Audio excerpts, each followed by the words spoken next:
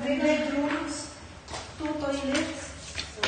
Tapos yung cabinet, yung ano yung kitchen, meron ng ano. Mas maganda ang duplex. Ano sa taas? Maganda ang 3 bedrooms. Mas maganda ang tama ko.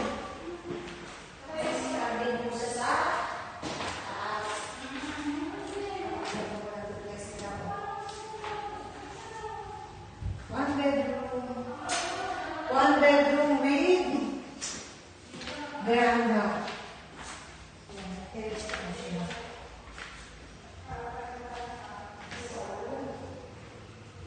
Ito po yung mga dalawang bedroom.